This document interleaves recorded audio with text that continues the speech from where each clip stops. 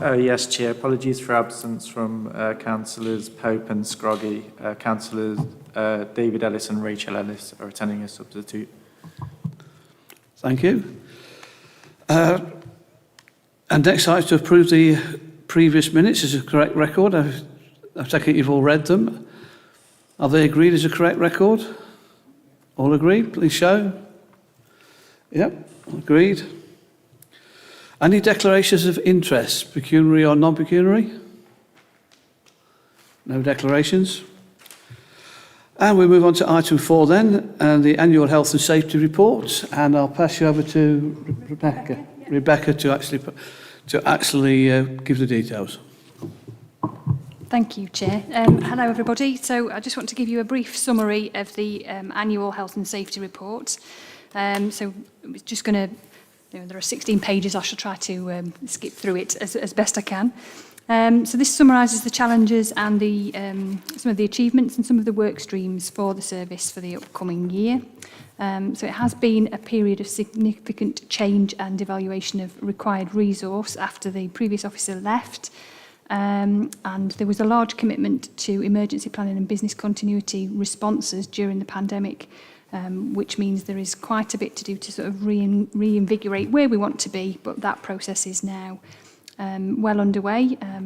Do we have to consider that COVID measures were still with us until the start of last year? I know it sounds crazy that's the case, but it has had a knock-on effect in some key areas.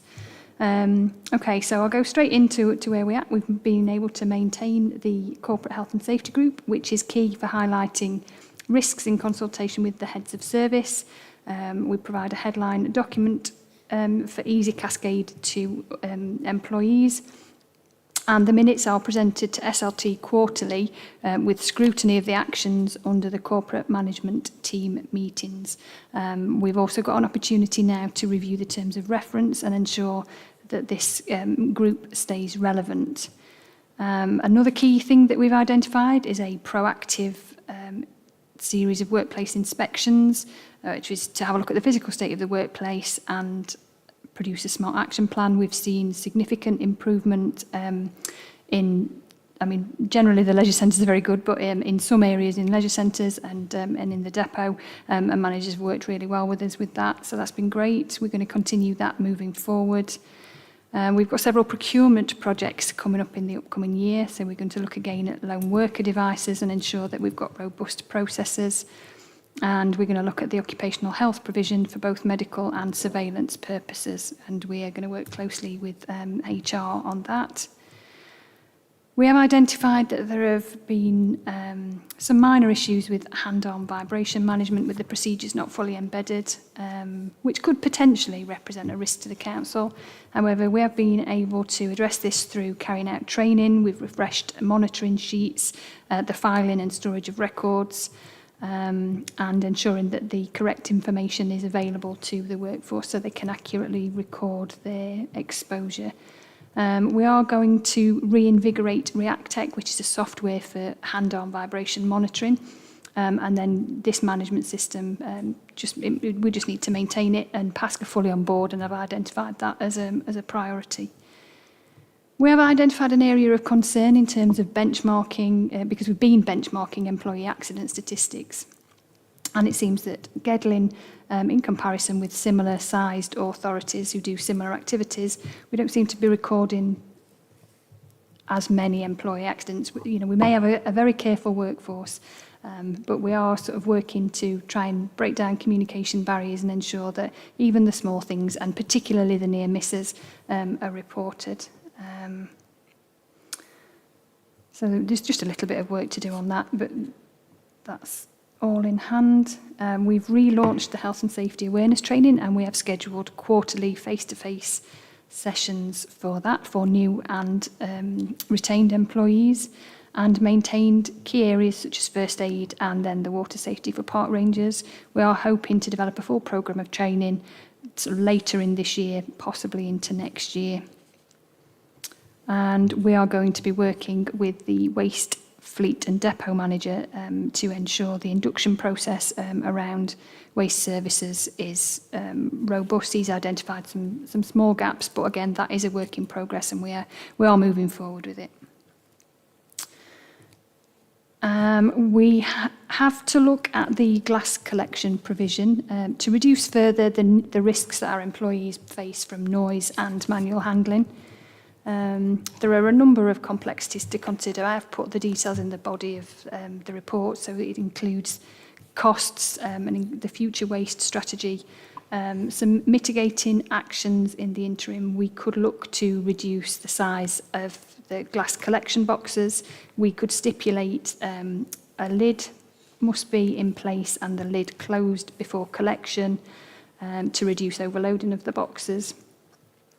And possibly provide extra boxes to households who require them to ensure the weight is split. This would require a change to the waste and recycling policy, and these are matters under consideration. We've worked together with the Waste Fleet and Depot Manager to look at the hearing protection with regard to the noise risks, and currently being trialled is some protection against percussive noise, which is the glass banging into the back of the lorry, that's percussive, and that trial is underway. We are putting considerable time and effort into developing the fire procedures to complement agile working, and hope to commence with communications to produce a series of short information films to assist with this rollout, ensuring that all stakeholders are informed.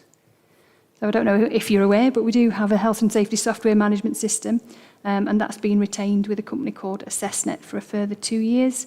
And we are looking at expanding the utilisation of this further with the introduction of a mobile app, whereby it would improve the ability to log accidents and also access to risk assessments for workers in the field. So we're going to ensure, well, I'll ensure that I liaise with the PASC operations manager, and we'll make sure that we consult with the workforce to further inform this development to see how they might feel about utilising that sort of system. As a way to improve housekeeping and ongoing maintenance of this system, we are looking at ways of simplifying the risk assessment process for lower risk services to reduce the number of assessments that they have. And that's ongoing. Again, that's ongoing work. It's a long-term project, making sure that all the risks are appropriately mitigated against. On a positive note, most definitely, we have had a successful declaration for our insurers that our identified risks are being managed. So that's very good. Insurance, we're very happy with that. And health surveillance, the council is meeting its legal obligations, but again, we just want to review that process to ensure that we have got the correct employees having access to the correct services. Over time, a review of these things is always good. It's always good to refresh. We have an employee protection register, which is a register of anybody that's displayed violent or abusive behaviour against our employees, whereby we can impose sanctions to protect employees. This has now been bolstered with the unacceptable behaviour policy, so there are two things working together to protect employees. So even though the employee protection register numbers remain low, we do have that system in place. We've been able to renew the statement of intent and the organisational roles and responsibilities as part of the health and safety policy. And then over time, the arrangements will be refreshed as well. So that's the third part of the health and safety policy. So another work stream is emergency planning and business continuity. During the service review, it was identified that Notts County Council may be able to provide a resource for emergency planning and business continuity, but they were unfortunately unable to recruit, so this has remained in-house with the council. We've conducted business continuity training with managers and heads of service in November last year and facilitated a workshop to write the plans in May this year. And in line with the findings from the business continuity and emergency planning audit, these were the areas that we needed to improve on. And we've got further work already underway to ensure that the continuity plans are completed by all teams, that we've got a thorough corporate business continuity policy, a business continuity plan, and we will review the current business continuity policy just to make sure that we are where we need to be. And we will also be looking before the end of this year to refresh the council's emergency plan. Some processes are out of date, but we do ensure that the contact details are refreshed on a 6-monthly basis. And that brings us to the end of where we'd like to be at the end of 23-24.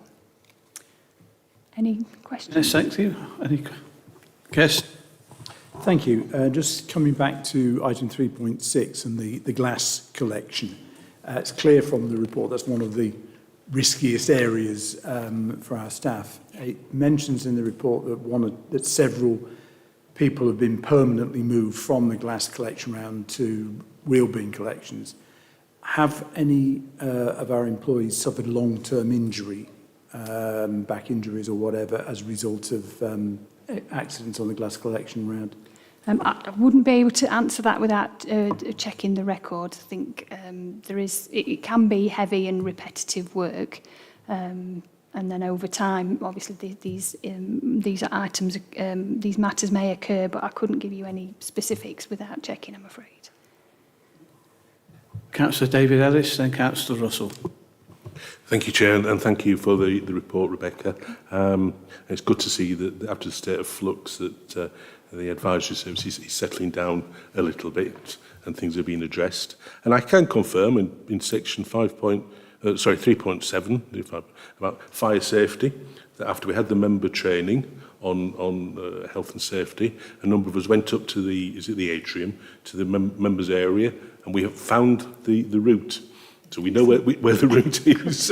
So if there's a fire up there, we know how to get out safely. Couple of questions. There's no reference in the report to the trade union involvement. What involvement do the trade unions have? And secondly, on Appendix 3, the accident by person type, it's customers 58% and members of the public 20%. Is that people who reported or people who were victims of accidents? Okay. And is there any pattern or anything there we ought to be aware of? Okay. I'm going to take it obviously in two parts, and I might have to ask you to remind me of that second part of the question. I have had trade union involvement, not with the ladies at the back, but with Paul, who's been the health and safety rep for Unison, and also with Paul Genders, who's the health and safety rep for GMB. So we have quarterly meetings, and they bring anything that they're concerned about, uncomfortable about. They ask me to report back on various items in the health and safety management system. So we do have that that communication, and I'm really keen to make sure that we keep up with that, because it is key. They are the liaison, aren't they, with the workforce, and it's them that we need to make sure are actively engaged to make what we're doing successful and look after them long term. Right, sorry, what was the second part of the question? If you look at an Appendix 3, it's got a breakdown of reported accidents by person type. Yeah. I presume that's the type of victim, if you like, as opposed to people reporting. It's got customer 58%, members of the public 20%. So 78% are non-employees. Yeah. I just wondered if there was any what sort of patterns there were, if there anything there that we ought to be addressing. Okay. There are no, I mean, we do look for patterns certainly on a quarterly basis, because we produce the corporate health and safety reports, and that has accident statistics in. That's the point where we'd analyse that, and that gets discussed with the heads of service and filtered down to the team managers. The patterns from this, customers and members of the public, I think that leisure colleagues are really great at reporting all accidents, and that's reflected in that. Where we've identified that we may have a potential issue is the reporting of employee accidents, and that could be for various reasons, because it may be that it happens in operational services and they may shrug it off and think it's not important, and we need to improve their awareness of that. It may be that it happens out on site and they just simply forget to report it. But it is something that we are aware of and we are looking to improve, and I think I mentioned in the report as well, we're looking to put QR codes so that anybody with a mobile device, and it will fit with the implementation of the abovus waste system as well, because they'll get mobile devices in cabs, so that they can report at the time, so we know almost instantaneously. So I don't think there are any particular trends to look at other than we're aware of a potential general underreporting for employees, but we've got a really good, robust system for employing for members of the public. Does that answer? It's probably the best you can give. It is just, it looks like a high proportion of accidents are to non-employees. So, Yeah. I take the point that glass collection is particularly risky, but I just want to make sure there's nothing in there that's particularly risky. And I presume leisure centres are, by their very nature, risky. Yeah, well, yeah, they are, and they get a large footfall through as well. I have to say, operational services are where we will be focusing effort on trying to encourage further accident reporting, but that's going to be a cultural change over time. Before Councillor Russell, has that got been any effect with the 4 changes to the occupational health change in actual reporting? Has that made any difference to people reporting? I'm sorry, I don't quite understand. In the report, there's been 4 changes to occupational health I see what you're reporting. saying. No, I wanted, because it doesn't go into details, just wondered if it affected it. No. So it's just a change in administrator. So there's been 4 changes in administrator for the occupational health service, which is essentially inviting people to clinics, and that's just to make sure that we're doing regular health checks on their hearing or their skin condition. So it wouldn't have a bearing on what that. Yeah, thank you. Councillor Russell.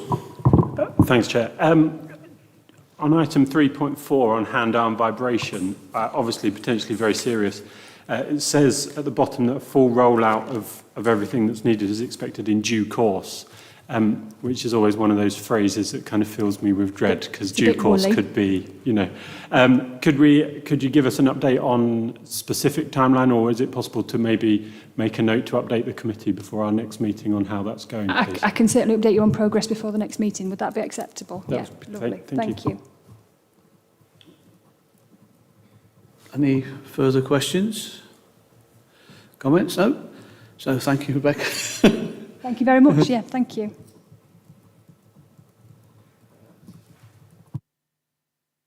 Back to it.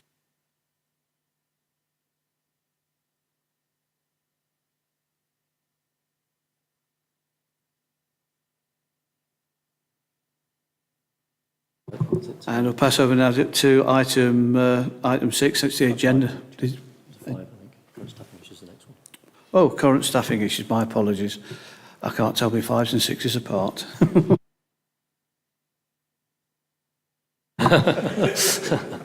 Yeah, true that.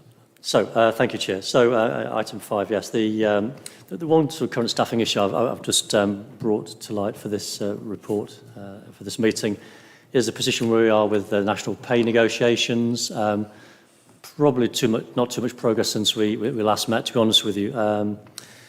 Just to refresh your memories, at the very start of the year, 30th of January, the unions that represent local government workers, so Unite and GMB and Unison, tabled a request for an award. At the time, inflation was running very, very high, if you remember, coming down slightly now, but the request was for the RPI plus 2%, which would have represented a 12.7% pay award, or a £15 an hour minimum rate of pay is what was being tabled as a proposal. I have to tell you, up to now, there's been no real movement forwards. The only group that actually has settled, so there are 3 groups. One is for NJC, for local authority workers, so that's most of our staff. The other 2 groups is one for the Chief Executive, JNC for Chief Executives, and one is for JNC for Chief Officers. The only group who have settled is the JNC for Chief Officers, who settled on a 3.5% award, crikey, about a month ago now. Still waiting to hear from the Chief Execs, but I suppose in terms of probably real impact, in terms of number, obviously the group representing the JNC employees is the one that perhaps raises most concern, because we have now a position where we are potentially looking at strike action, and Since I wrote the report a little while ago now, we've had letters in. So I was going to read perhaps just a letter from the trade union side, which came in on the 16th of August, which is probably obviously a more recent update for you. So I'll just read this maybe and then give you an idea about the National Employers' response as well. So 16th of August from the trade union side. We're writing as 3 NJC trade unions to urge the employer's side to return to the negotiating table with an improved pay offer for 2023. Since the last formal meeting of the NJC executive, the plight of our members in local government has not changed. While headline inflation figures fluctuate, food inflation remains extremely high, and energy prices are increasingly unsustainable for workers in councils and schools. The cost of living crisis continues unabated, and this cannot continue. In Unison's recent industrial action ballot, 3/4 of those balloted voted in favour of strike action, with the highest national turnout of Unison members in local government to date. In Unite's recent industrial action ballot, the requirements for industrial action were passed in 23 employers, and Unite members are now preparing to announce industrial action across regions in England and Wales. Unite is also reballoting in certain councils where action is strongly supported by reps and members. GMB has announced it will be conducting an industrial action ballot of members of over 2,000 employers in September and October, asking members to vote for strike action. The unions remain committed to reaching a negotiated settlement and call on the employer's side to reconsider its position and return to the table with an improved offer. We can then work together on the pay spine review, which we all agree is much needed, as well as making a timely start to the negotiation process for 2024 pay. Okay, so that came in on the 16th of August. The employers' side responded the next day on the 17th of August. I won't read this one out, but in essence, I think that the view was that they were disappointed to hear that view. They urged the unions to reconsider position in terms of ballot for strike action. Where are we now? So I suppose the key message as well is that there was a reminder from the employer's side that the offer made of the £1,925 flat rate was a full and final settlement. That was made in February. And again, the disappointment that the employer's side would talk about is that it was made clear at that time that it is a full and final settlement, and that left plenty of time for the pay award to be applied at the start of April, when the award normally would run from. So I suppose what we have is something of an impasse. There is potential for strike action. I used the word disaggregated in the middle of all of that, which I think I explained a little bit last time when we met, but disaggregated means that the ballot results aren't run at a national level. They're broken down employer by employer. So actually what it does do is present perhaps more opportunity, at least some councils, for there to be strike action.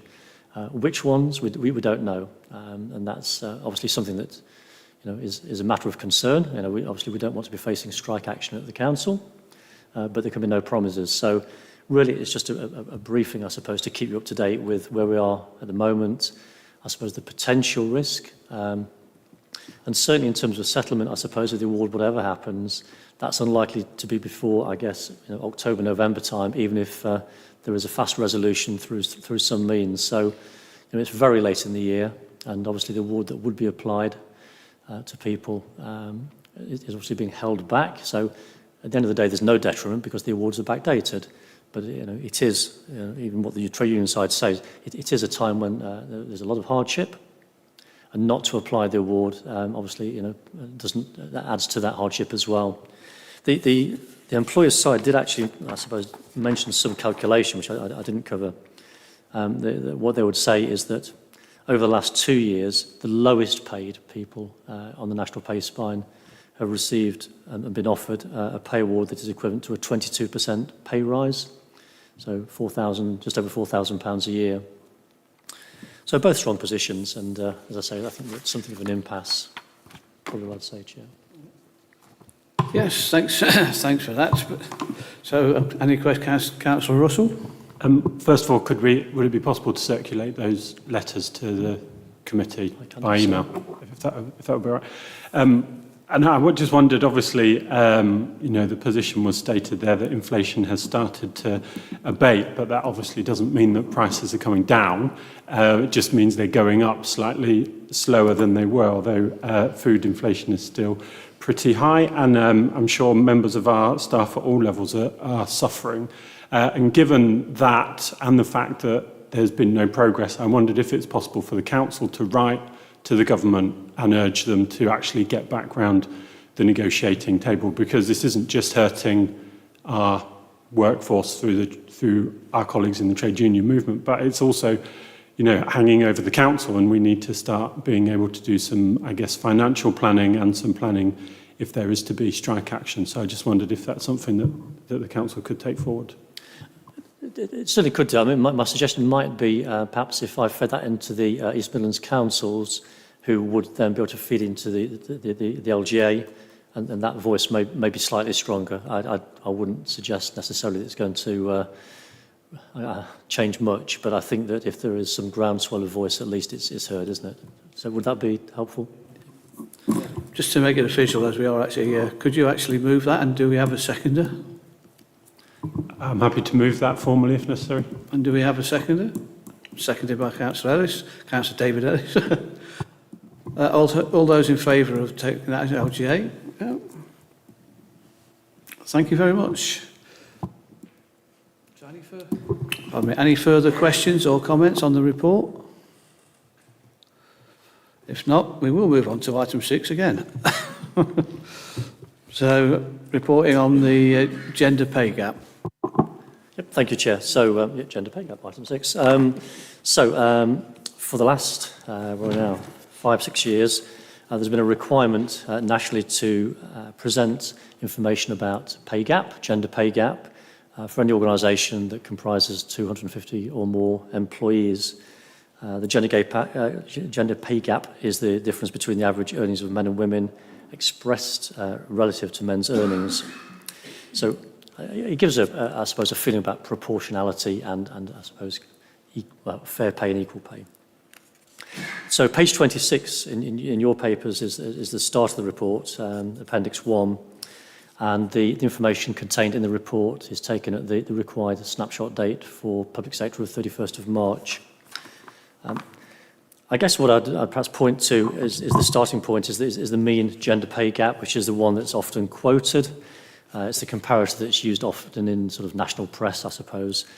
And really to confirm that we stand in a good position. 2.9% is well within sort of industry standards. Sort of, I think 5% or lower is felt to be a reasonable position. So when I say reasonable position, I don't mean we rest on our laurels position. I mean that it's a reasonable position. There's, of course, more to do. If you look down the 2023 column on the left, I suppose the figures that might stand out, apart from that very positive result, as things that might sort of horrify or concern you, is the sort of the mean bonus pay gap and the gender pay gap for bonus as well, which seem very, very high. It's an anomaly of statistics, really. There are 3 cases, and I think there were 2 men and 1 woman, and the figures are higher, much higher for the woman in terms of the amount of the award that we made, which is a market premium, a little bit lower for the 2 men. Having numbers so small plays about with statistics. Now, I wouldn't associate too much, I suppose, relevance to that or concern about that. In terms of the quartiles, so the reporting requirements also asked us to look at where we are in terms of proportionality of pay in quartiles, lower, medium, and up to medium and upper. I suppose what I would point to is the very, very even split at the upper quartile, so that's our sort of best paid employees, a 50-50 split.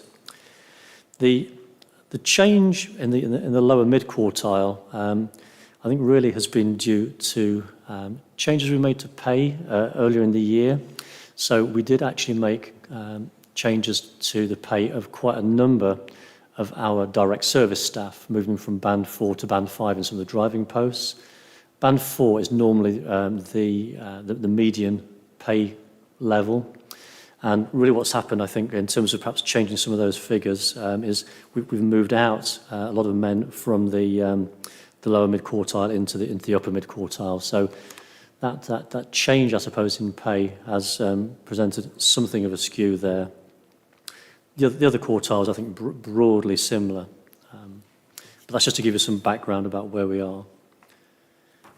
If you look at the narrative starting on page 27 and running through page 28, again, narrative is reported on both the council's website, but also the government website. So all of this information is publicised nationally. So I won't cover all of that there, but I think what I would point out is some of the positive stuff, and there is lots of positive stuff. In terms of the policies that we have in the workplace, we were one of the first organisations in the region. I think I mentioned this last time, that so with Unison, I think, as perhaps the instigator for this, the menopause in the workplace policy. We've had other changes since then as well. The equality and diversity training is happening now, again, as we speak. It's being rolled out across the organisation. And the fostering friendly policy, which came to this committee a little while ago, was introduced at the end of 2022. So I guess what I'm trying to say is that we have a lot of policies in place that support all of our employees, arguably and statistically perhaps more so women than men. Still in the society, it is the case that women predominantly are carers, and so some of these policies are designed to support those employees. I think what I'll just finish with, Chair, is just to return back to the recommendations to note the report, but also I think confirm that in terms of a general position and gender pay gap, we're in a positive place, a good place. Yeah, before passing over to Councillor Rachel Ellis this time, yeah, thanks for the report, and I think you said one of the most important things there, we're not going to rest on our laurels. Councillor Ellis. Thank you, and I think this report should be welcomed. I appreciate it. Can I just go back for a very small query with regard to the bonus payments? And I fully accept that statistically this is not relevant because of the low numbers. But I did wonder, in terms of the jobs which attract bonuses, whether we still have a skew towards jobs which are traditionally taken by men in terms of attracting bonuses, or whether we've actually dealt with that. Thank you. Thank you for the question. So the word bonus, I think, here may be something of a misnomer in these cases. So my history is in sort of bonus payments in a workforce where there used to be a manual workforce and a white-collar workforce. And there's a whole history there, isn't there, about bonus payments and how applying those to posts that are held by men is illegal and wrong. So what we have here, and it's included under the word mean bonus, really, because it's an additional payment. So what we have actually here is a policy that allows market premia to be paid. So that's all it is. In jobs where we have difficulty in filling the posts, and often it's sort of professional posts, then occasionally we've applied market premium. So we've gone out 2 or 3 times to fill a job or types of job, and we've just drawn a blank. It's really hard because simply it's a question of money, and it's difficult to do much more than to try and pay something towards a market premium rate. So that's what we have here. It's not a bonus for working a bit harder or being more productive or some other spurious reason. That's not it. It is purely a business reason to apply those payments. The post to which we apply them has changed a little bit, sort of, I suppose, as markets have changed.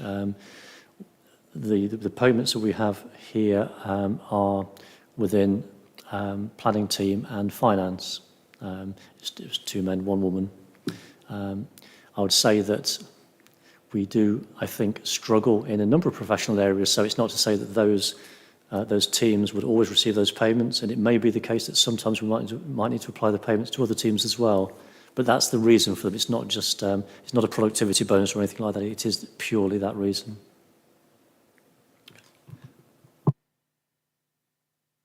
No further questions or comments? No, it's down. We actually note the report then. Thank you. Thank you. And so moving on to information for minor changes. I'm glad we had Rebecca, because otherwise it would be all me, sorry. So, just a really short information item to note, Chair, please. Where we have change in structures, rather than having a full route of consultation, there's perhaps a shortened route where proposals are not contentious. That route still includes, obviously, consultation with affected employees and with trade unions as well. Where that happens, the proposals are identified to you in this committee for information. Occasionally, when we have more contentious reports, they'll come to you to close consultation, and you'll see those from time to time as bigger reports. But the two today, two minor changes. One was a change to a light goods vehicle driver post in direct services and environment, where we revised duties of the post. And actually, you'll be aware, you've heard about the Abacus system, where actually we've got in-cab technology that's being applied more and more. We're asking our drivers to be more engaged with that and have greater responsibilities because of that. So that was a change that we made there. And secondly, in legal services, again, an area where we do sometimes struggle to compete with private sector market. We've had problems recruiting into the legal team. And so what we have done is to make a minor change to the structure to introduce again legal trainee. We've had them before, and to try to grow our own. So one response I talked about before was looking at the idea of paying market premium payments. This is another response, career grading posts, introducing trainees as well. So again, a positive response to a difficult spot, really. I'll just ask a question before opening it up. Just particularly on the legal one, I mean, have we looked into, for argument's sake, sharing, working with other councils, 2 days here, 3 days between? That's what we have looked into, other possibilities as well. Well, we do, but I suppose what we also have is Gedling Legal, which is almost it's a trading service, really, I suppose. So we already do. I think we're aware of sort of the local market, if you like, and I suppose it's almost the opposite to what you're suggesting. Yeah. But we are, I suppose, taking on work in order to, I suppose, support the income into the team and retain the size of the team. We do put work out from time to time as well to other organisations, and it could be to another local authority if they have capacity. More often than not, it's to other private companies. Councillor Ellis, Councillor Rachel Ellis. Thank you. Again, I'd like to welcome this report. Just a small comment on the idea of legal trainees. And I note that this has been a response to being unable to recruit fully trained personnel. As someone from a training background, I'd actually like to welcome the idea of organisations growing their own, because otherwise you're sort of waiting for other people to train staff. And I think we ought to take some responsibility for training our own. So I think this is actually to be welcomed.